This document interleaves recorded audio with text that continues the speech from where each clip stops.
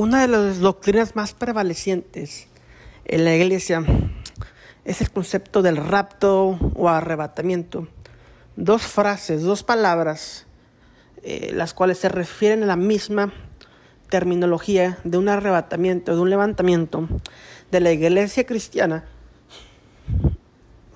antes de la gran tribulación, donde Jesús viene, son levantados los creyentes en Jesús, los cristianos en Jesús, y son llevados al cielo por 7 años. Después de esto, regresan y establecen el reino cristiano de Jesús en la tierra. Wow. Seguramente muchos de ustedes han escuchado esta doctrina. Seguramente muchos de ustedes creen en algo similar a esto. A esto se le llama una doctrina de pretribulación, cuando los creyentes son levantados antes de la tribulación, antes de los tiempos difíciles.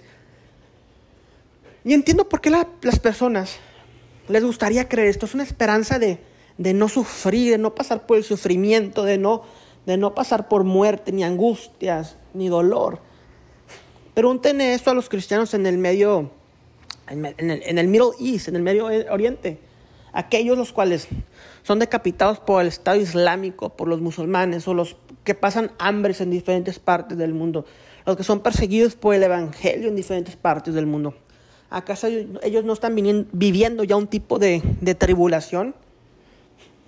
Qué fácil y sencillo es tener esa perspectiva desde un punto de vista de Norteamérica o tal vez en Latinoamérica, donde no es tan palpable ese tipo de sufrimiento. Entiendo la razón para creer esto, pero vamos a analizarlo a través de la escritura, primero del Nuevo Testamento, en los términos usados en el griego, y posteriormente vamos a analizarlo a la luz de los profetas hebreos, a ver de qué está hablando Rav Shaul, el apóstol Pablo, cuando está diciendo que seremos levantados y transformados al sonar de la trompeta. ¿Qué trompeta está hablando Pablo? ¿De qué está hablando en un levantamiento de los creyentes, de los escogidos, los elegidos?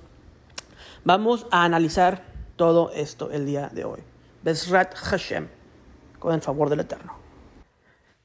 Es necesario recalcar que lo que se conoce en el cristianismo como un rapto es basado en los estudios del apóstol Pablo y un mal entendimiento de tales, ya que el cristianismo cree que ellos han reemplazado a Israel, que Dios ya quebrantó su pacto con Israel y ahora hizo un pacto con el pueblo gentil. Esto está alejado de la realidad y eso es lo que lleva a este tipo de películas donde vemos cristianos siendo arrebatados de la iglesia y pánico y confusión. Y estos tipos de doctrinas van a tener un gran confusión para el cuerpo de Cristo en los últimos tiempos. Digamos que tenemos al tío Pedro. Oye, te voy a pedir el favor que vayas y recojas a mi tío Pedro al aeropuerto a las 7 de la tarde y después de por él otra vez a las 11 de la tarde de la noche. Vas a estar confundido, vas a estar confundida. Vas a decir, ¿acaso tienes 2 tíos Pedros? Yo te responderé, no, es el mismo tío Pedro, pero es complicado. Esto mismo sucede cuando leemos los versículos utilizados para la venida del Mesías, de Jesús, de Yeshua, interpretado en 2 fases, lo cuales dicen, es que el Mesías viene, pero son 2 fases. La primera es el arrebatamiento, el harpazo en griego, de la iglesia, y la segunda fase es cuando regresa con los fieles cristianos del cielo. Pero el problema es que la palabra griega usada para este diferente tipos de versos es la misma palabra griega. Vamos a analizar los versículos más populares para la doctrina del arrebatamiento. Primera de Tesalonicenses 4, 15 al 18. Por lo cual les decimos esto, por la palabra del Señor, que nosotros los que estemos vivos y que permanezcamos hasta la venida del Señor, no precederemos a los que durmieron. Pues el Señor mismo descenderá del cielo con voz de mando, con voz de arcángel y con la trompeta de Dios, y los muertos en el Mesías, en Cristo, se levantarán primero.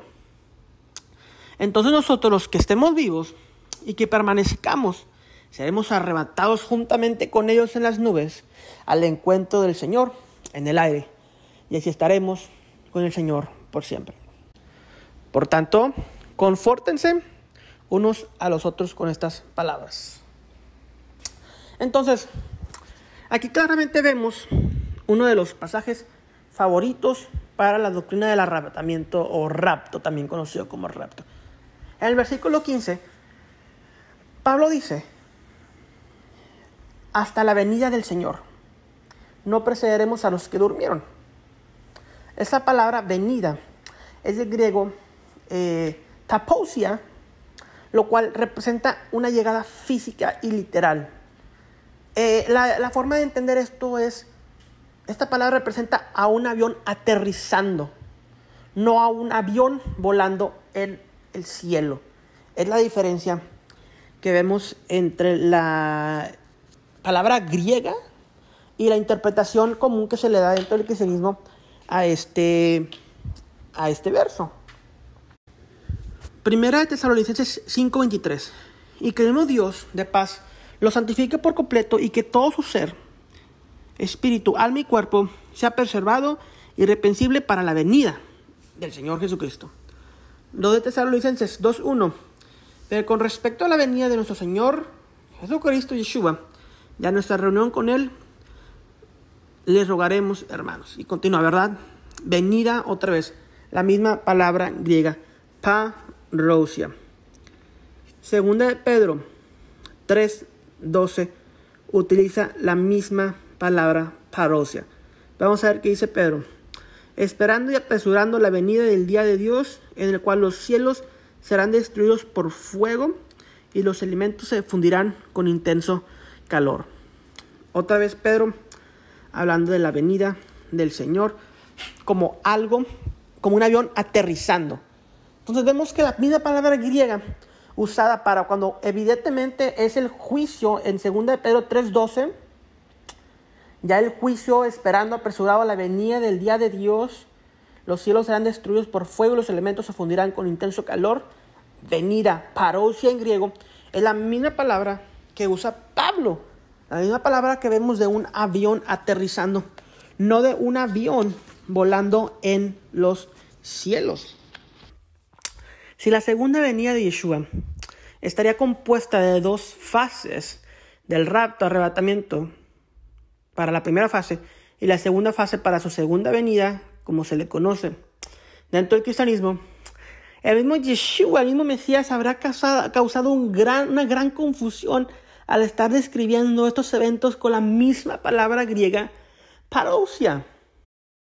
Mateo 24:3 dice: estando Yeshua sentado en el monte de los olivos, se acercaron a él los discípulos en privado. Le preguntaron: dinos, ¿cuándo sucederá esto? ¿Y cuál será la señal de tu venida y de la consumación de este siglo? Yeshua continúa y les vuelve a decir una y otra vez, les reitera los eventos que tienen que pasar antes de su venida. Y esto lo hace en varias ocasiones en el capítulo 24 de Mateo. Primero les dijo en Mateo 24:27. Porque así como el relámpago sale del oriente y resplandece hasta el occidente, así será la venida del Hijo de Hombre. La palabra de venida es la palabra griega parousia, que hemos visto en los escritos de Pablo, incluso los de Pedro.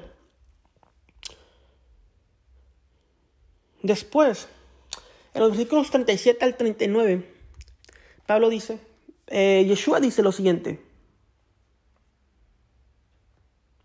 porque así como el relámpago resplandece hasta el occidente, así será la venida del Hijo de Hombre.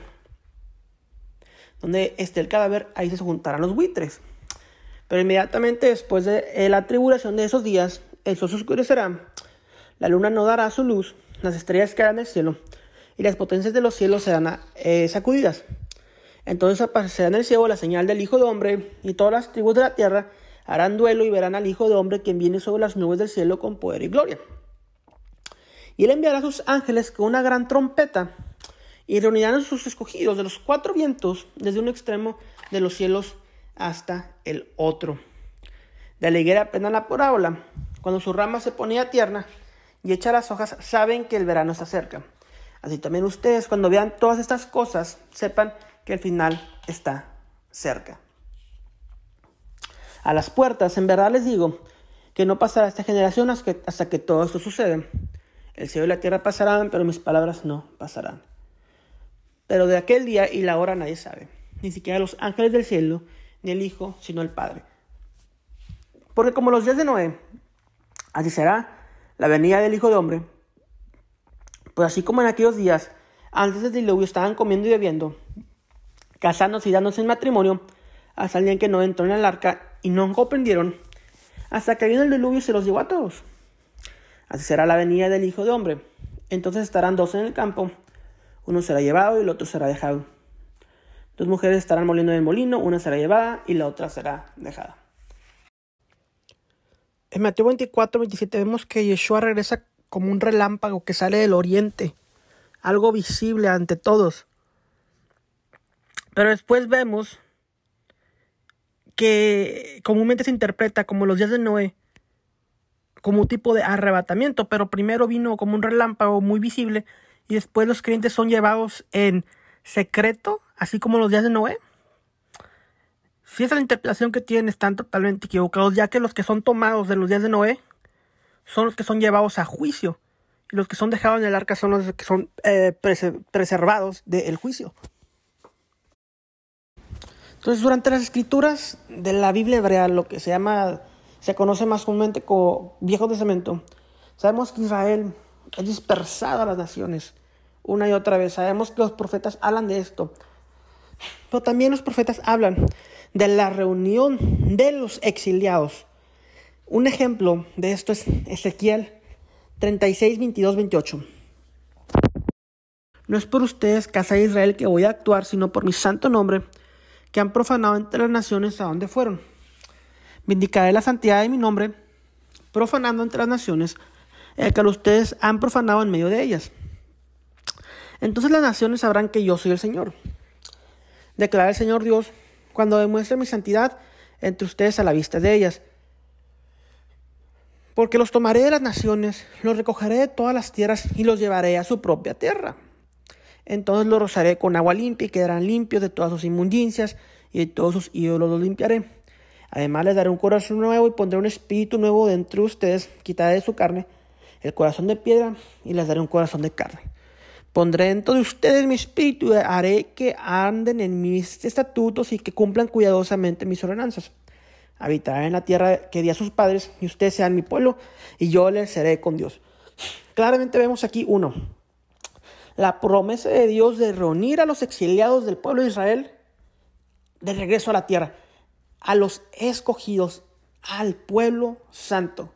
De eso está hablando Pablo cuando habla de los escogidos que serán levantados. Ese es el mismo arrebatamiento el cual está hablando el profeta Ezequiel. Y después vemos que el mismo pacto que inició Jesús de la ley en la mente y en el corazón, será puesto el Espíritu Santo de ese nuevo pacto en ellos también. Esto es de lo que está hablando Pablo. Y esto lo vemos una y otra vez en el Viejo Testamento, en la Biblia hebrea, siendo profetizado por los profetas de Israel. Lo que está hablando Pablo acerca del arrebatamiento no es nada nuevo.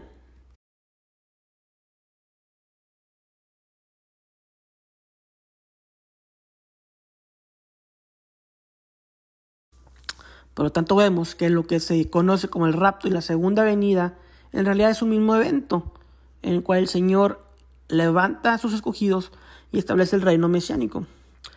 Primera de Corintios 15, 59 al 52 dice: así que les pongo un misterio, no todos dormiremos, pero todos seremos transformados. En un momento, en un abrir y cerrar de ojos, a la trompeta final. Pues la trompeta sonará y los muertos resucitarán incorruptibles y nosotros seremos transformados. ¿De qué está hablando Pablo cuando está hablando de la trompeta final? Si nos vamos a Apocalipsis 11:15, el apóstol Juan dice lo siguiente: el séptimo ángel tocó la trompeta y hubo grandes voces en el cielo que decían: el reino de ese mundo ha venido a ser el reino de nuestro Señor y de su Mesías. Él reinará por los siglos de los siglos. Entonces vemos aquí la última trompeta cuando viene el Mesías, de la cual Pablo está hablando en Corintios. Cuando seremos transformados cuando los muertos resucitarán y nosotros seremos transformados, es en la última trompeta. Y aquí es cuando en Apocalipsis en el cielo dicen, el reino del mundo ha venido a ser de nuestro Señor y de su Mesías. Por lo tanto, cuando vemos en 1 de Tesalonicenses, capítulo 4, del 15 al 18, por lo cual le decimos esto por la palabra del Señor, que nosotros los que estemos vivos y que permanezcamos hasta la venida del Señor, no precederemos a los que durmieron, pues el Señor mismo descenderá del cielo con voz de mando, con voz de arcángel y con la trompeta de Dios, y los muertos en Cristo se levantarán primero, resucitarán. Entonces nosotros los que estemos vivos y permanezcamos, seremos arrebatados juntamente con ellos a las nubes. Entonces, cuando Pablo está hablando de esto, es una completa conexión con 1 Corintios 5:51, cuando será en la última trompeta y los muertos serán levantados, serán resucitados. Y esta última trompeta la vemos en Apocalipsis 11, lo que acabamos de leer, lo cual viene a ser el reino para el Mesías. Entonces, es imposible que 1 de Tesalonicenses 5 esté hablando de un evento diferente a la venida física del Señor cuando pone sus pies en el monte de los olivos, de acuerdo a Zacarías, ya que si este fuera, el 1 de Tesalonicenses, capítulo 5, si esto fuera un rapto secreto antes de 7 años y antes de su segunda venida, no tendría ningún sentido. ¿Por qué? Porque esta es en la última trompeta de Apocalipsis, cuando el reino viene a ser del Mesías. No dice en Apocalipsis, vamos a esperarnos 7 años más después de esta última trompeta para que venga el Mesías. No, dice, el reino ha venido de ser de nuestro Señor. Mesías viene y se pone los pies en la tierra y viene y destruye a los enemigos del Eterno. Por eso no podemos sacar fuera de contexto 1 de Tesalonicenses 5, sin entender 1 Corintios 15, sin entender Apocalipsis 11. Cuando hacemos esto, cuando sacamos un versículo fuera de contexto, sin entender el resto de las escrituras, estamos sacando un verso fuera de contexto y esto es un buen pretexto. Por eso miles y miles de denominaciones cristianas que existen en el mundo. ¿Por qué?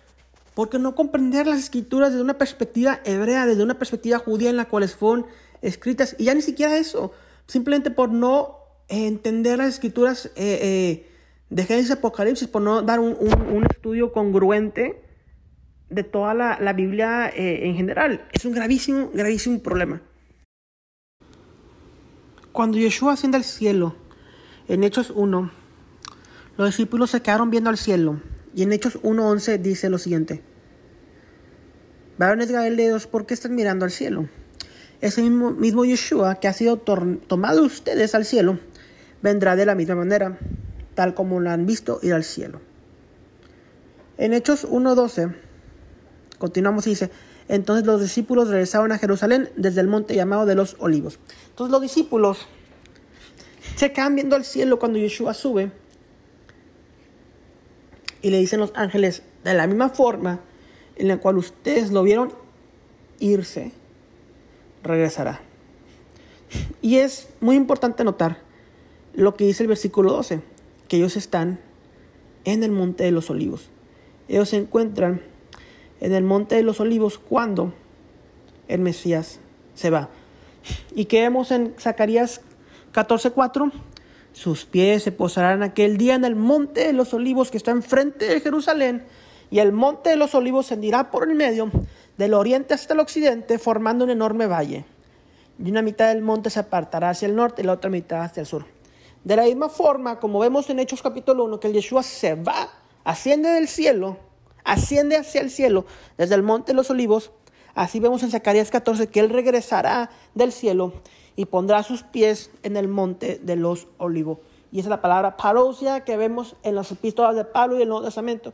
Una llegada física como un avión aterrizando a la tierra. Entonces vemos que está hablando de una llegada física, literal. Y esto es lo que le dicen los ángeles a los discípulos. Así llegará. No le dice que vendrá 3 veces. No le dice que vendrá una vez hace 2000 años y que vendrá después en secreto para un rapto y una tercera vez para regresar. No, dicen que vendrá, así como lo vieron con sus ojos, así lo verán venir de la misma forma.